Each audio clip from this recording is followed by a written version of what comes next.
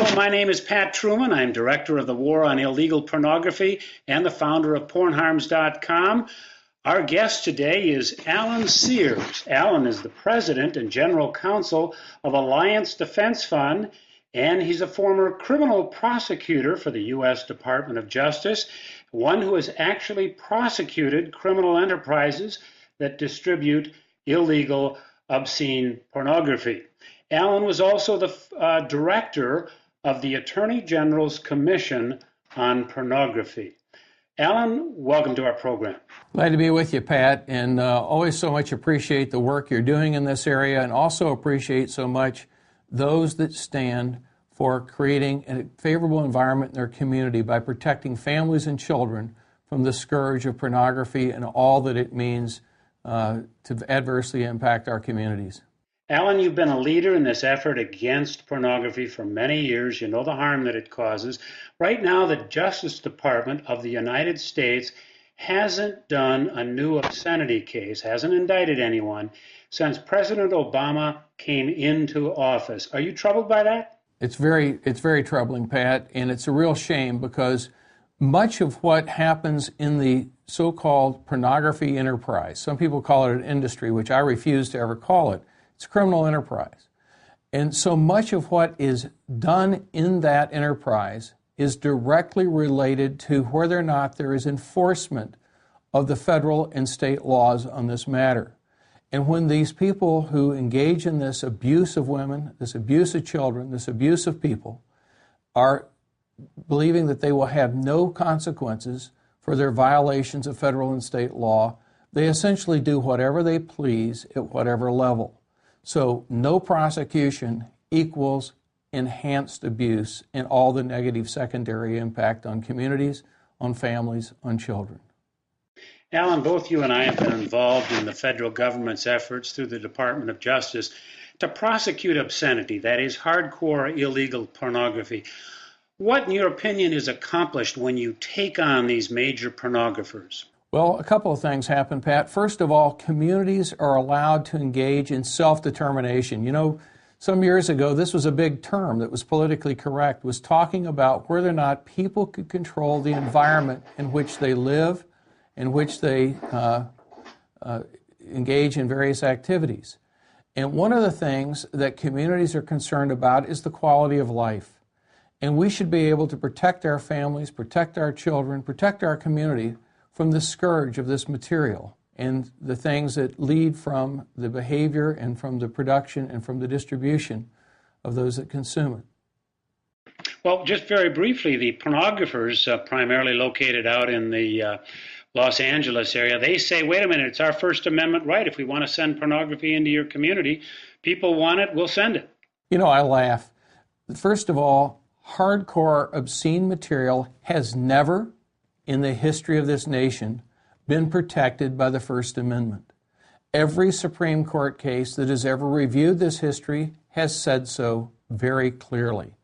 These people, back during the Pornography Commission hearings and other times when I was involved in prosecution, actually think it's a grand joke. Yes, some people may actually believe it, but basically, hiding behind the shield of the First Amendment is simply one of the ways that they've worked to enhance their bank account by confusing jurors, confusing judges, confusing public officials, and the public at large.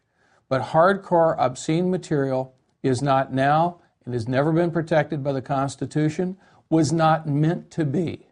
When our founders drafted the document, they were aware of what was called obscenity at that time. What they were calling obscene material that was never included in the protection of the First Amendment was so mild and so general compared to the kinds of things openly available today that the founders have been very appalled. So when we talk not just about originalism or original intent, as some people like to say about the Constitution, but when we talk about its real application, it's very clear from all history that those who wrote it never meant to protect this material, and every time the High Court of the United States has reviewed it since, they've said this material enjoys no such protection. It's outside the realm, like many other kinds of criminal activity. For example, people say, well, you know, you're just creating a special standard for obscenity. No, how about in a conspiracy? A conversation where you agree to commit a crime against the United States is not protected speech. A conversation where you agree to distribute illegal drugs is not protected speech. Libel and slander is not protected speech. There are many areas that were never intended to be protected by the Constitution, and this is one, and the pornographers simply laugh all the way to the bank. Alan, if you look at the mess we have with pornography, it's on the internet in thousands upon thousands of websites. Most hotel chains have it. That's illegal to have hardcore porn on their cable and television they offer you in room. And you've got the cable and satellite companies. They're operating illegally by offering people that as a pay-per-view option. Can you really make progress as far down as we are now? Can you make progress if you start prosecuting now? First of all, 48 states have laws that prescribe the distribution of obscene material for profit, or in some cases even for free distribution. The federal government prescribes all obscene material from being imported into the United States or exported across our border or distributed across state lines. So whenever and whatever means is used, whether it's the internet or satellite or a UPS truck or the U.S. Mail Service, whatever means this material is distributed is a violation of federal law. What we found, Pat, when you were involved with the federal task force, what we found as a prosecutor working with various local and state prosecutors, working with the federal government, is where the will of the people is enforced, where the community is allowed to decide in front of a jury as to whether or not this material is obscene and should not be distributed in their community, there is a dramatic change in that community. We have seen city after city become either porn-free or essentially porn-free of distribution of open obscene material. It's happened as recently as cases in the last 2 years. It can happen now.